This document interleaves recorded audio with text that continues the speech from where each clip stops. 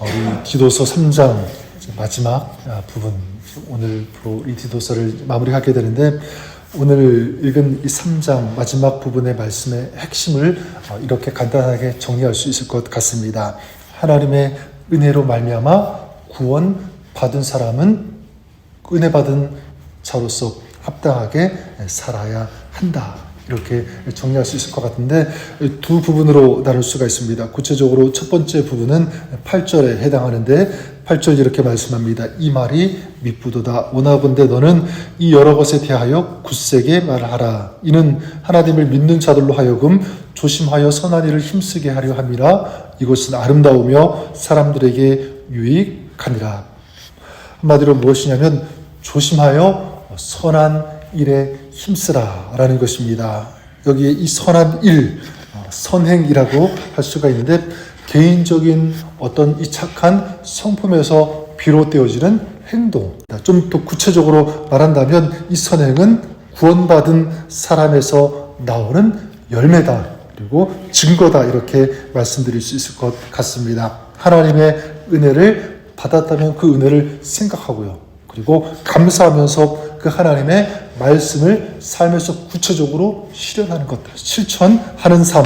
자, 이것이 바로 이 선한 일을 하는 사람의 모습, 삶이다라고 할 수 있습니다. 다시 말해서 하나님의 은혜로 말미암아 우리가 하나님의 자녀가 되고 구원받았다면 이제 하나님의 자녀답게 사는 거죠. 그리고 구원받은 자의 삶을 살아가는 것, 합당하게. 자, 이것이 선한 일, 선행이라고 할 수 있습니다. 저는 그런 의미에서 여러분, 우리가 선한 일에 더 힘쓰시는 그런 여러분 될 수 있기를 바랍니다. 이렇게 선한 일에 힘쓰기 위해서 다시 말씀드리지만 내가 받은 은혜를 잊어버리면 안 되죠. 생각해야 합니다. 기억해야 합니다. 값없이 주님의 사랑을 받은 내가 빚진 자라고 하는 이 사실을 기억한다면 빚진 자로서 그 빚진 것을 갚기 위해서 우리는 살 것입니다. 저는 저와 여러분들이 이렇게 선한 행실로 이 받은 은혜를 우리 삶 속에서 갚아나가시는 이런 선한 일을 하시는 저와 여러분 우리가 될 수 있기를, 또 우리 삶이 그렇게 될 수 있기를 다시 한번 우리 주의 이름으로 축복합니다. 두 번째 부분은 이 9절부터 11절까지인데요. 제가 다시 읽어드리면 이렇습니다. 그러나 어리석은 변론과 족보 이야기와 분쟁과 율법에 대한 다툼을 피하라. 이것은 무익한 것이 헛된 것이니라. 이단에 속한 사람을 한두 번 훈계한 후에 멀리하라. 이러한 사람은 내가 아는 바와 같이 부패하여서 스스로 정죄한 자로서 죄를 짓느니라. 한마디로 무엇이냐면 이런 것들을 피하라고 하는 것이죠. 무엇을 피합니까? 어리석은 변론, 족보 이야기와 분쟁과 율법에 대한 다툼. 한마디로 본질이 아닌 이런 것들을 가지고 다투고 분쟁하고 싸우는, 자, 이런 것들은 다 무익하다, 헛되다라고 말씀하고 있습니다. 저는 이렇게 이런 것을 피하라고 하는데 이렇게 바꾸고 싶어요.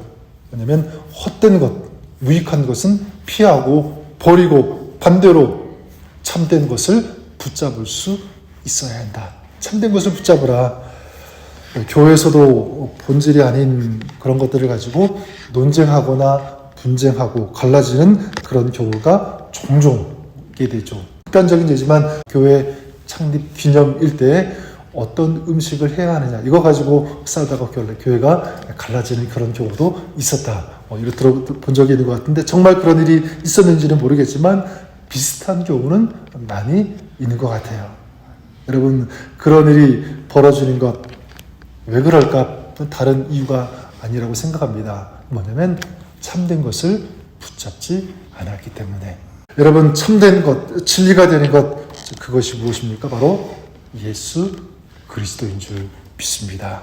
예수 그리스도, 주님의 말씀, 그리고 주님께서 주신 그 십자가 우리가 붙잡고 지켜야 하는 것이다. 전 저 여러분들이 그럴 수 있기를 바랍니다. 예수 그리스도를 붙잡고 살아가시는 우리의 삶. 그래서 사도 바울은 예수 그리스도를 은혜의 복음이라고 얘기했습니다. 이 은혜의 복음을 위해서 또한 생명을 다했다. 결국 무엇이냐면 어떤 순간에도 진리가 되시는 은혜의 복음 되시는 예수님을 붙잡고 살았다라는 것.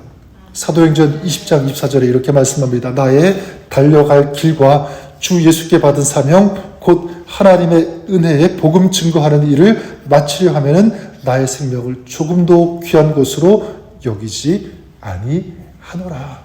예수 그리스도를 붙잡는 거기에 모든 것을 바치는 거예요. 예수님을 놓치지 않기 위해서, 그리고 진리가 되시는 이 은혜의 복음 되시는 주님을 증거하기 위해서 그런 삶을 살았다는 것입니다. 그런 것 같아요, 여러분. 만약 우리 손에 귀중한 보석이 들려져 있다면 더러운 쓰레기 같은 그런 것들 또 잡고 싶을까요? 잡지 않고. 왜냐하면 이미 손에 소중한 가장 가치 있는 보석이 있기 때문에 그렇습니다. 마찬가지 길이요 진리요 생명 되시는 주님을 우리가 붙잡고 있다면, 그 삶이 주님과 함께하고 있다면 헛된 것은 따라가지 않죠. 헛된 것을 붙잡지 않다는 것입니다. 전 여러분의 삶이 헛되고 이 무익한 것을 따라가는 그런 삶이 아니라 참된 이 진리가 되시는 주님과 함께하는 그런 삶, 그게 정말 가치 있는 그런 삶 아니겠습니까? 저 여러분들이 그런 아름다운 가치 있는, 즉 주님을 붙잡는 진리가 되시는 참 생명 되시는 주님과 함께하는 이런 삶을 살아가시는 저 여러분 우리가 될 수 있기를 바랍니다. 이제 바울은 마지막에 이 디도에게 이제 무난 인사를 하면서 이 서신서를 마무리하게 되는데요. 12절에 이렇게 말씀합니다. 내가 아데마나 두기고를 내게 보내리니 그때에 내가 급히 니고볼리로 내게 오라. 내가 거기서 겨울을 지내기로 작정하였노라.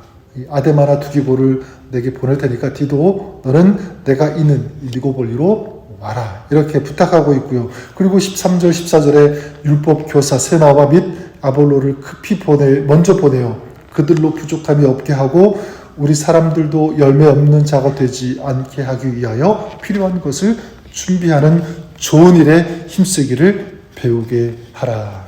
여기 다시 한번 선한 일, 좋은 일 다시 나오고 있죠.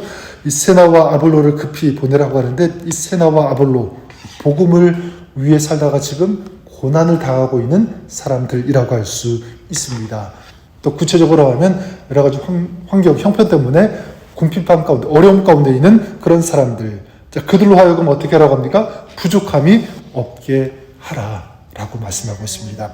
그러니까 교인들이 함께 참여해서 긍휼을 베풀어서 그들로 하여금 부족함이 없게 하라. 이것이 선한 행실, 좋은 일이다. 자, 이렇게 선한 일, 좋은 일을 하는 것이 무엇이냐면 열매 있는 것이다. 이렇게 말씀하고 있습니다. 그래서 열매 없는 자가 아니라 열매 있는 자의 삶이 되었으면 좋겠다. 이것이 지금 사도 바울의 부탁이죠. 전 그런 의미에서 우리가 우리 주변을 한번 돌아보았으면 좋겠습니다. 복음 때문에, 어떤 일 때문에 어려움을 당하고 있는 사람들 있을 수 있죠. 선교사님들 아니면 사역자들, 주의 일에 힘쓰면서 헌신하면서 살아가는데 어려움은 그런 사람들, 그런 지체들 있을 것입니다. 저는 그런 의미에서 우리가 오늘 이 사도 바울의 표현처럼 열매 없는 자가 아니라 열매 있는 자, 교회도 마찬가지, 열매 없는 교회가 아니라 열매 있는 교회가 되었으면 좋겠습니다. 어떻게 그럴 수 있는가? 오늘 이 말씀의 논리대로 말한다면 도움이 필요한 자에게 필요한 것을 줄 수 있는, 부족함이 없도록 도움을 줄 수 있는 그런 사람, 그런 공동체, 그런 교회가 바로 열매가 있는 삶이고요. 열매가 있는 교회가 될 수 있는 줄 믿습니다. 저는 그런 의미에서 저 여러분들이 이렇게 필요한 것을 준비하고 그리고 나눌 수 있는, 베풀 수 있는 이런 좋은 일에 힘쓰는 이런 아름다운 좋은 열매를 맺는 그런 삶, 또 여러분의 가정이 될 수 있기를, 또 사역이 될 수 있기를 우리 주님의 이름으로 간절히 축원합니다. 사도 바울은 15절에 이제 이렇게 무난 인사를 하면서 마무리하죠. 은혜가 너희 무리에게 있을지어다. 은혜가 너희 무리에게 있을지어다. 목회자로서 전 여러분들을 이렇게 축복하고 싶습니다. 오늘도 오늘 이 디도서 전체 말씀처럼 예수님을 붙잡고 하나님의 은혜 비친 자로서 선한 일에 힘쓰면서 그리고 도움이 필요한 사람들에게 도움으로써 열매 있는 삶을 오늘도 살아가시는 여러분, 그리고 여러분 가운데 주님의 은혜와 주님의 축복이 풍성히 임하시기를 주님의 이름으로 간절히 축복합니다. 이런 하나님의 은혜, 하나님의 축복 가운데 살아가시는 기쁨과 감사가 넘치는 여러분의 삶, 오늘 하루가 될 수 있기를 우리 주님의 이름으로 다시 한번 간절히 축원합니다.